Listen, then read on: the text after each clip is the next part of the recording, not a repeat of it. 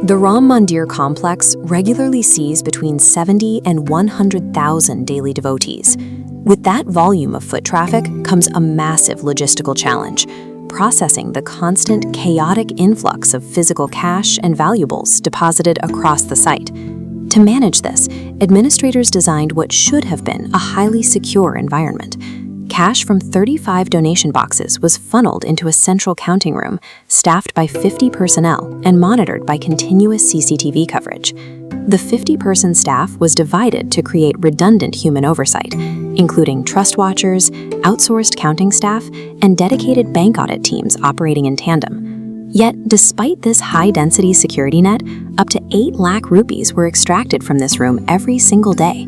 During major events with massive crowd surges, like the Kumbh Mela, the volume of extraction spiked. The sheer chaotic volume of incoming cash effectively masked the scale of what was missing. The operation bypassed brute force, relying instead on a highly coordinated internal effort to exploit known blind spots.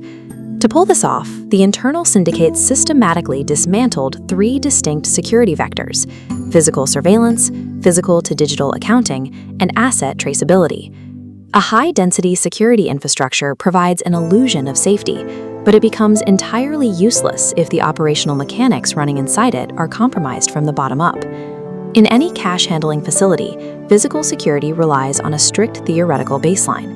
Personnel must wear pocketless clothing, and surveillance data must be retained long enough to run historical audits, typically up to 180 days. At Ayodhya, the execution severely degraded from the design. The counting staff were allowed to wear regular clothing with deep pockets, and the surveillance system was configured to automatically wipe footage after just 45 days.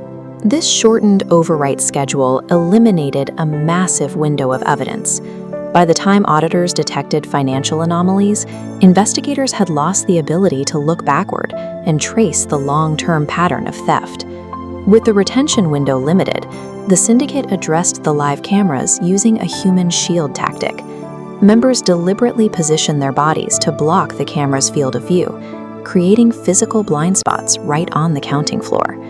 Working inside those blind spots, the counting staff specifically targeted high-value 500 rupee notes, quietly slipping the bundles into their unsearched pockets. Stealing the cash is only half the problem. Moving it out of the facility is the other. To bypass exit frisking, staff temporarily stashed the stolen bundles inside the complex's unmonitored washrooms.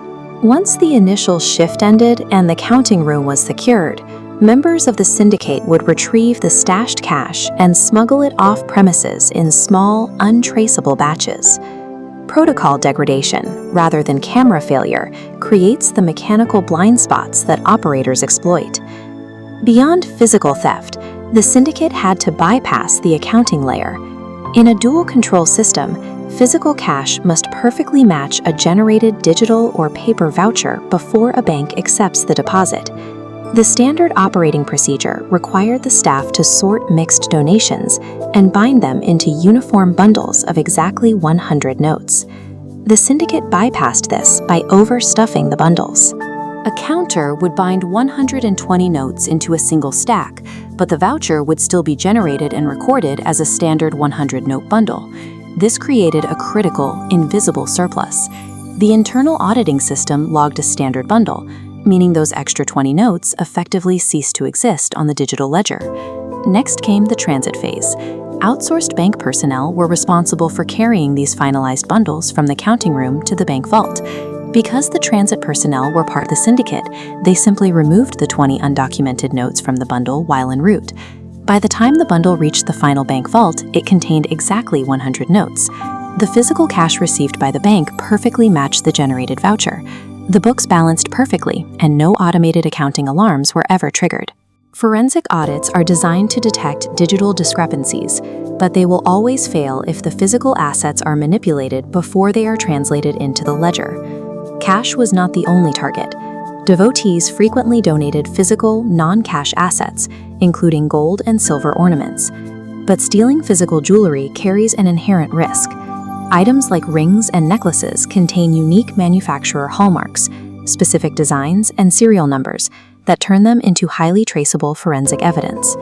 However, the trust lacked a strict systematic documentation process to log these incoming pieces of jewelry, leaving an opening for extraction. To safely fence these assets, the syndicate utilized immediate asset transformation. They took the stolen ornaments and melted them down entirely. By reducing the intricate jewelry into generic, featureless gold biscuits, the thieves permanently erased the hallmarks and serial numbers, allowing them to sell the metal without raising suspicion. Asset traceability relies entirely on immutable physical characteristics. Once the physical state of the asset is altered, the chain of custody is permanently broken. The physical, accounting, and institutional layers underwent an active and systematic dismantling by the very personnel hired to enforce them. This compromise went deep into the oversight structure. Investigators eventually discovered that even the Trust General Secretary's personal driver held a duplicate key to the cash boxes. The trigger for discovery didn't come from a security guard or a camera. It came from State Bank of India auditors who noticed a persistent statistical anomaly in the daily deposits. As this chart demonstrates, the ratio of high-value 500 rupee notes being deposited was disproportionately low compared to the overall volume of mixed donations. Realizing that the primary CCTV network was compromised by known blind spots and a short retention window, the bank implemented a countermeasure. They secretly installed covert, hidden cameras inside the counting room. Because the syndicate had only mapped the field of view for the visible cameras, they continued their operation in plain sight of the hidden lenses. The new footage captured the extraction clearly, leading to the immediate arrest of the core personnel. By the time this secondary secret layer of surveillance was finally implemented, millions of rupees had already been siphoned out of the facility. Designing a high-density security infrastructure is a futile engineering exercise if the human layer executing the system is compromised. In systems design, enforcing the protocol is just as critical as writing it.